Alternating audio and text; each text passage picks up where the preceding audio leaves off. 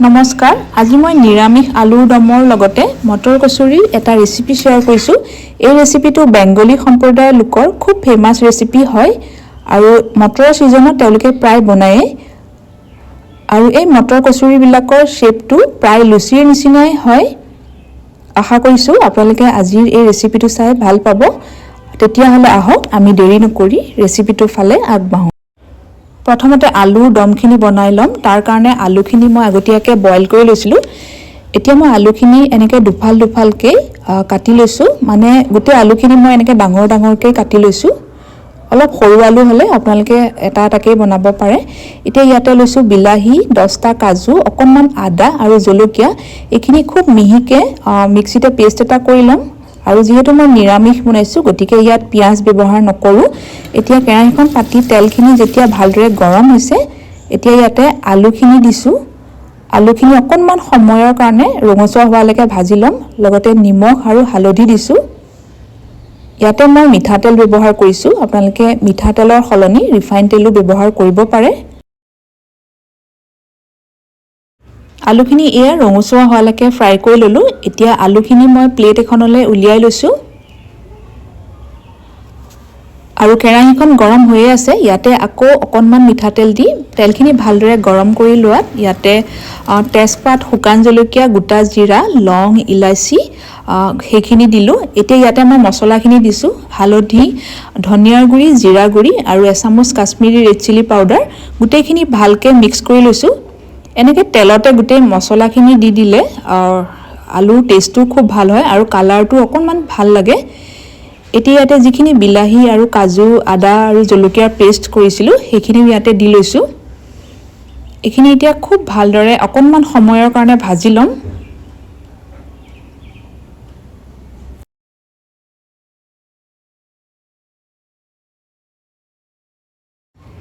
ইয়াতে মই জলকীয়া একেবাৰে কমাই দিছোঁ। আপোনালোকে যদি বেছি জ্বলা খায় তেতিয়া অলপ বঢ়াই ল'ব জলকীয়াৰ কোৱাণ্টিটি। ইয়াতে এতিয়া নিমখ আৰু আধা চামুচ চেনি দি গোটেইখিনি ভালকৈ মিক্স কৰি ল'লোঁ। 5 মিনিটৰ কাৰণে এইখিনি খুব ভালদৰে মই ভাজি ল'লোঁ আৰু ভাজি লোৱাৰ পিছত এতিয়া যিখিনি আলু আগতে আমি ফ্ৰাই কৰি ৰাখিছিলোঁ আলুখিনি দি দিলোঁ। আলুখিনি যিহেতু আগতে বইল কৰি থোৱাই আছে গতিকে এইখিনি আৰু বেছি সময়ৰ কাৰণে ভাজিব নালাগে। ভালদৰে গোটেইখিনি মিক্স কৰি লোৱাৰ পিছত ইয়াতে এতিয়া মই 1.5 কাপমান হ'ব গৰম পানী দিছোঁ। অকণমান গ্ৰেভিৰ ফৰ্মত ৰাখিছোঁ আৰু এতিয়া এইখিনি খুব ভালদৰে প্ৰায় 10 মিনিটমান সময়ৰ কাৰণে উতলিব দিছোঁ। আৰু এয়া আমাৰ আলুৰ দম ৰেডি হৈ গৈছে। একেবাৰে লাষ্টত আধা চামুচ ভাজা মছলা আৰু অকণমান ধনিয়াৰ পাত দি দিছোঁ। ভাজা মছলাৰ সলনি আপোনালোকে ইয়াতে আধা চামুচ গৰম মছলা দিব পাৰে। ভাজা মছলাখিনি মই ঘৰতে ৰেডি কৰি লোৱা বা ৰেডিমেড কিনিবও পাৰিব। এতিয়া গেছটো অফ কৰি দিছোঁ আৰু আলুৰ দমখিনি এয়া নমাই ৰাখিলোঁ। এতিয়া মটৰ কচুৰিৰ কাৰণে মটৰখিনি বইল কৰি ল'ম। পানী আগতে মই ভালকৈ গৰম হ'ব দিছিলোঁ। ইয়াতে এতিয়া 1.5 কাপ মটৰ লগতে আধা চামুচ নিমখ দিছোঁ। মটৰখিনি মই 5 মিনিটৰ কাৰণে বইল কৰি লৈছোঁ আৰু এইখিনি ভালদৰে বইল হৈ গৈছে। এতিয়া মটৰখিনি মই পানীৰ পৰা টুকি ঠাণ্ডা হ'ব দিছোঁ। ঠাণ্ডা হোৱাৰ পিছত এইখিনি পিচি ল'ম আৰু এতিয়া এটা মছলা ৰেডি কৰিছোঁ। এচামুচ গোটা জিৰা আৰু আধা চামুচ এয়া গোটা চফ ভালদৰে অকণমান এনেকৈ শুকানেই ভাজি লৈছোঁ। এতিয়া এইখিনি মই খুন্দনা এটাতে খুন্দি লৈছোঁ। খুব মিহিকৈ হোৱাকৈ গোটেইখিনি খুন্দি লৈছোঁ আৰু এতিয়া কচুৰিৰ কাৰণে ইয়াতে মই 2 কাপ ময়দা লৈছোঁ। ট্ৰেডিশ্যনেলি যেতিয়া বনায় তেতিয়া তেওঁলোকে ময়দাই ব্যৱহাৰ কৰে। যদি আপোনালোকে বিচাৰে ময়দাৰ সলনি আটাও ল'ব পাৰে। আধা চামুচ নিমখ, এচামুচ চেনি আৰু ইয়াতে মই 3 চামুচ ৰিফাইন দি গোটেইখিনি প্ৰথমতে খুব ভালদৰে সানি লৈছোঁ।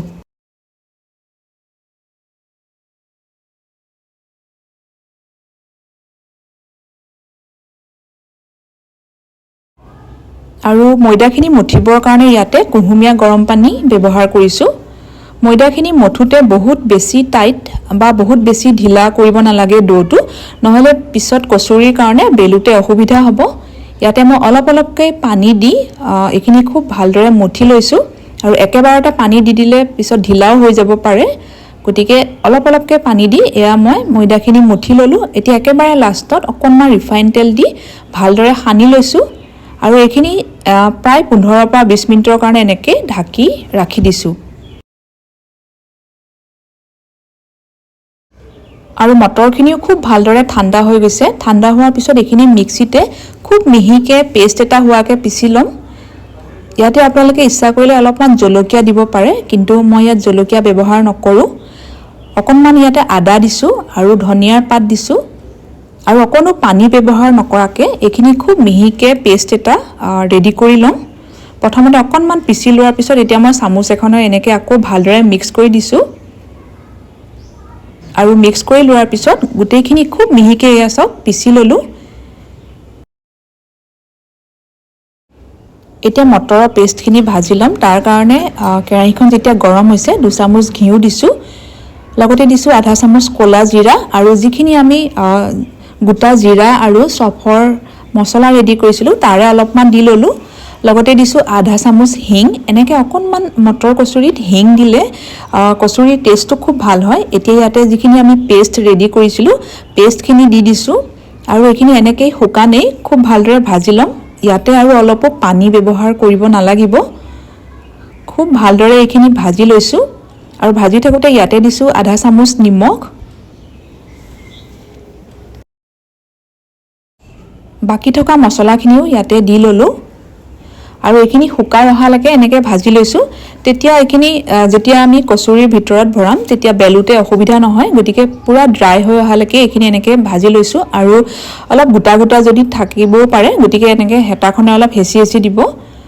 এনেকৈ হাতেৰে চালে চাওক খুব ধুনীয়াকৈ লাড়ু এটাৰ ফৰ্মত হৈ যায়। এতিয়া মই গেছটো অফ কৰি দিছোঁ আৰু ঠাণ্ডা হোৱাৰ পিছত এইখিনি এনেকৈ প্লেট এখনলৈ উলিয়াই লৈ এনেকৈ সৰু সৰু চাইজৰ বলৰ টাইপত কৰি লৈছোঁ। তেতিয়া লুচিখিনি যেতিয়া আমি বেলিম তাৰ ভিতৰত ভৰাবৰ কাৰণে সুবিধা হ'ব এনেকৈ কৰি ল'লে। আৰু এইখিনি আমি ময়দাখিনি মাৰি লোৱা 20 মিনিটমান সময় হৈ গ'ল। এতিয়া মই সৰু সৰু চাইজত গোটেই বলছখিনি বনাই ল'লোঁ।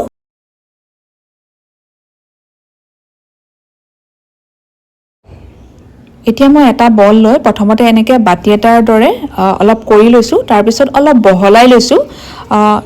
এই বাতিটো যিটো আমি বনাইছোঁ এইটো আমি বহুত বেছি পাতলা কৰা নাই, অলপ ডাঠকৈ ৰাখিছোঁ, কাৰণ ইয়াৰ ভিতৰত আমি মটৰৰ যিখিনি পুৰ সেইখিনি ভৰাইছোঁ। যদি আমি বেছি পাতলা কৰোঁ তেতিয়া বেলোতে অসুবিধা হ'ব, ফাটি যাব আৰু তেতিয়া কচুৰিবিলাক গৈ একেবাৰে ভাল নহ'ব। গতিকে অলপ এনেকৈ ডাঠকৈ ৰাখিব। খুব ভালদৰে এনেকৈ এটা মটৰৰ যিটো আমি পুৰ সেইটো ভৰোৱাৰ পিছত খুব ভালদৰে এনেকৈ বন্ধ কৰি দিছোঁ।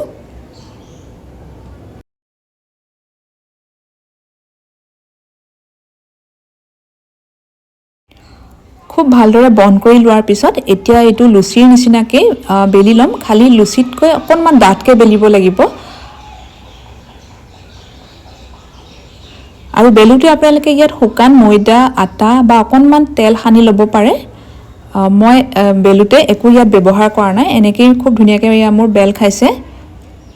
আৰু বেলি থাকোঁতে ভালদৰে মন কৰিব ভিতৰৰ যাতে পুৰখিনি বাহিৰলৈ ওলাই নাহে, গতিকে খুব লাহে লাহে আলসুৱা হাতেৰেই এনেকৈ বেলি লৈছোঁ আৰু এয়া এটা মোৰ ৰেডি হৈ গ'ল।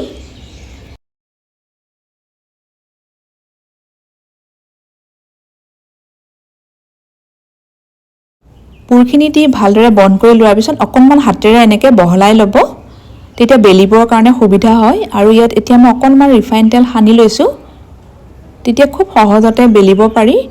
আৰু একেদৰেই খুব আলসুৱা হাতেৰে এইখনো মই এয়া বেলি ল'লোঁ আৰু তেলখিনি মই আগতীয়াকৈ খুব ভালদৰে গৰম হ'বলৈ দিছিলোঁ।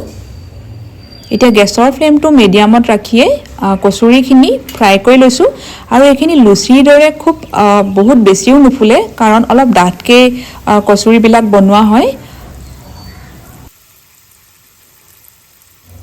মটৰ কচুৰি আপোনালোকে যদি আগতে বনোৱা নাই এবাৰ ট্ৰাই কৰি চাবচোন, খাবলৈ সঁচাকৈ বিৰাটেই টেষ্টি হয়। আৰু ইয়াত বিশেষকৈ কচুৰিতকৈ মটৰৰ লুচিৰ দৰেহে টেষ্ট এটা পোৱা যায়। আৰু শ্বেপটো পূৰা লুচিৰ দৰেই হয়। আৰু এতিয়া বজাৰত যথেষ্ট পৰিমাণে মটৰো পোৱা যায়, যিহেতু মটৰৰ ছিজন। আৰু এয়া মোৰ প্ৰথমখন হোৱাৰ পিছত মই আৰু এখন একেদৰে এনেকৈ বনাই লৈছোঁ। আৰু গোটেই মটৰ কচুৰিখিনি মই এনেকৈ গেছৰ ফ্লেমটো মিডিয়ামত ৰাখিয়েই ফ্ৰাই কৰিছোঁ। আৰু ওপৰটো ইয়াত বহুত বেছি ৰঙচুৱা নহয়, কচুৰিৰ অলপ পাতলা কালাৰ এটা ৰখা হয়। এতিয়া মই এখন ফালি দেখুৱাইছোঁ। এয়া চাওক, খুব ধুনীয়াকৈ চাৰিওফালে মটৰখিনি এনেকৈ স্প্ৰেড হৈ থাকে আৰু সঁচাকৈ এনেকৈ আলুৰ দমৰ লগত খাবলৈ বিৰাটেই সোৱাদ লগা হয়। আজিৰ এই ৰেচিপিটো চোৱাৰ কাৰণে আপোনালোকক ধন্যবাদ জনাইছোঁ।